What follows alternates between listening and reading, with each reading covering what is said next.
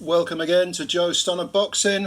Before I go any further, I want to give a big shout out to Boxing Beats and Rhymes, because I watched his sort of weekly catch-up video, the last one, the most recent one, and he mentioned Michael Parkinson, who passed away last week.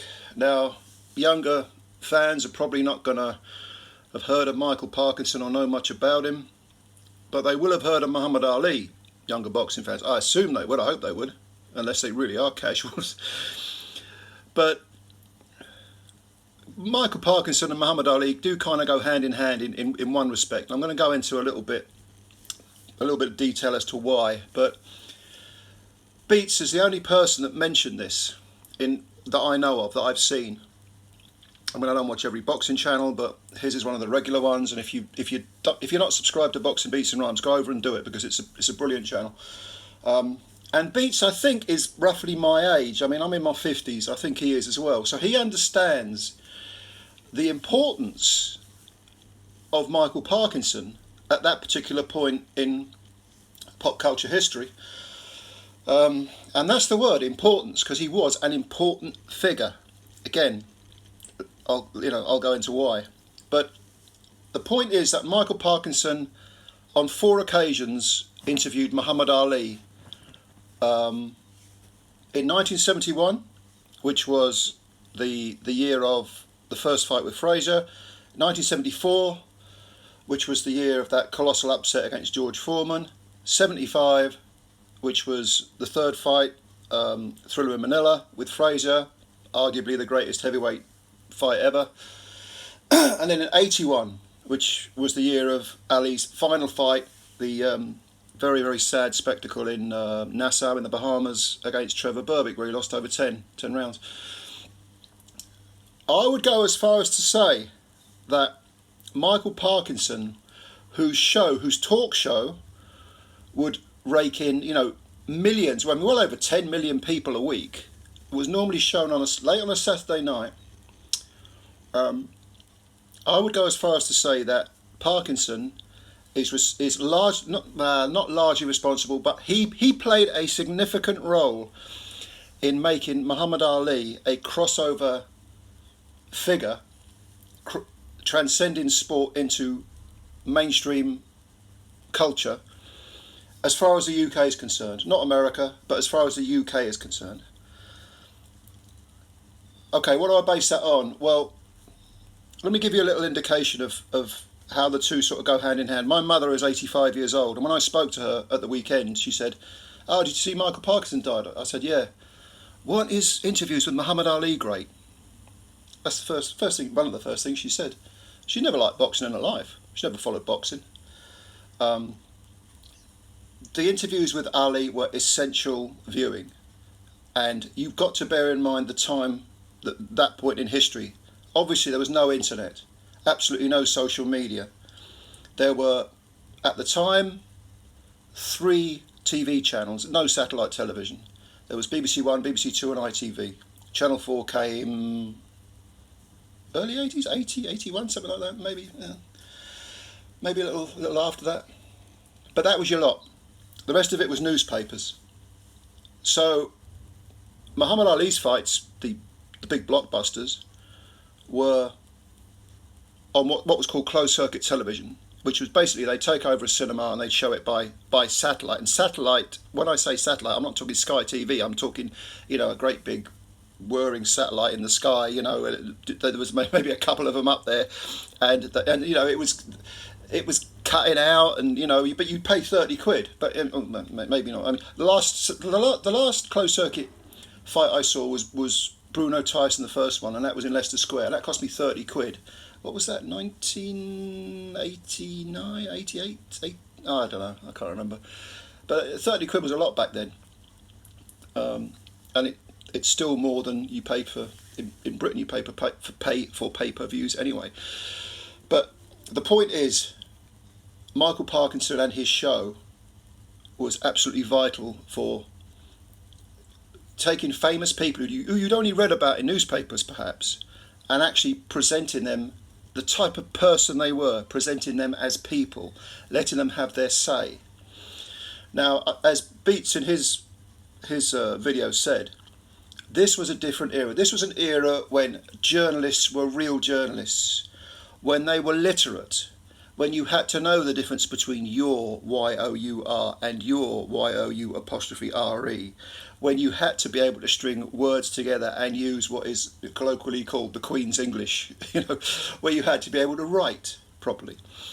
And also it was an era where people would actually debate in an adult manner, not buzzwords, not buzz phrases, not Twitter, the open sewer that is Twitter, toxicity flying everywhere, where if you had a constructive criticism, it wasn't called hate. These were adult times where the art of debate was something to be revered, not something where you sort of yawned, oh yeah, good story, bro, on all that. Get back in the playground if that's your attitude. If you want insight into someone, into another human being, it requires patience. It can't be done in a soundbite. It requires listening, not speaking, listening, because listening is how we learn.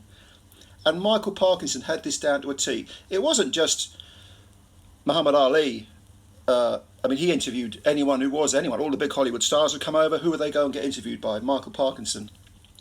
And you'd see beneath the veneer, and you'd hear about their lives, and you'd end some of these, maybe half an hour interview, or his show went on for I think about an hour, and he'd have 2 or 3 guests on.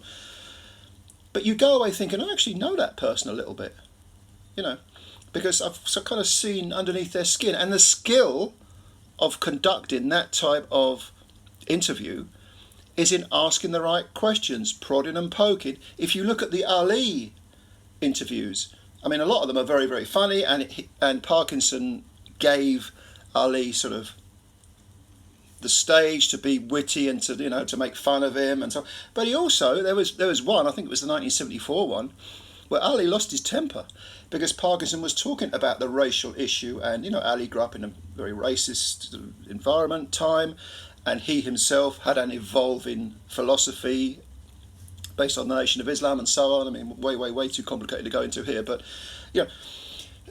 he was evolving himself. He was still only a young man, Muhammad Ali. So he wasn't the fully formed, philosophically fully formed person that perhaps we kind of think he was towards the end of his life. Although, as he's famous, Ali famously once said, "The man who thinks the same at 50 as he did at 20 has wasted 30 years of his life."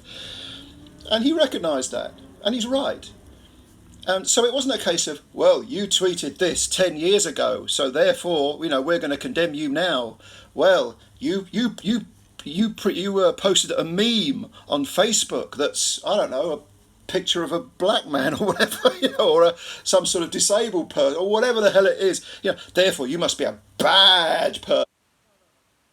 At the time, that was an era where context mattered, where, for example, satire was a relevant thing, where you could sort of subtly make fun, not just hurl insults, where social comment was a thing. In other words, people were adults. Not everyone, but at least in the media, it was a case of being adults. So Michael Parkinson, a very, very important figure. And I repeat, without Michael Parkinson, in the UK, Muhammad Ali would not have been as accepted at the time and as popular at the time as he obviously was. And he's one of the greatest, one of my absolute heroes. I can remember the tail end of his career because I'm 56 now. So the first fight I ever watched was the third Ken Norton fight, which I didn't really know what was going on. I was 8, something like that. But I did watch, when I was not a lot older, because they would repeat these. There was no internet. This is before even VHS tapes. Never mind DVDs. This is, so you had to sit there when it was on and watch it and then absorb it and remember it, and then you talk about it afterwards. There was no going back and looking at it again. But it was a different era. It was a different world then, a whole different world. And in some respects, a more mature one, a better one, a more adult one. So yeah, big up Michael Parkinson. Passed away last week, aged 88. Very, very important cultural figure as far as revealing what celebrities, sports personalities, film actors, politicians he interviewed, and he was never out of his depth with anyone. Why? Because he himself would listen. He would ask a question that he felt was pertinent. They would answer it, and he'd be listening. He'd hear what was being said. Yeah. I wish we had more Michael Parkinsons on the horizon, but sadly we don't. But yeah. So thank you for your time. If you haven't subscribed to Boxing Beats and Rhymes, go and give him a subscription. It's a brilliant channel. But also go and have a look at some of the Parkinson Ali interviews online on YouTube, and watch.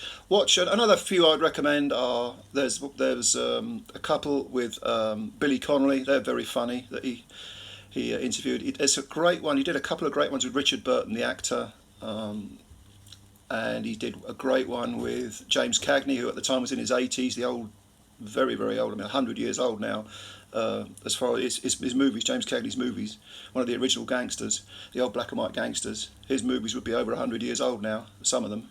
Well, maybe not 100 years, maybe 90-something years. But that's a good interview.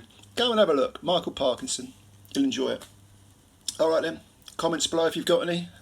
Thank you for listening, as always. Subscribe to the channel if you're new. Hit the like button, and I'll catch you again sometime soon. Bye for now.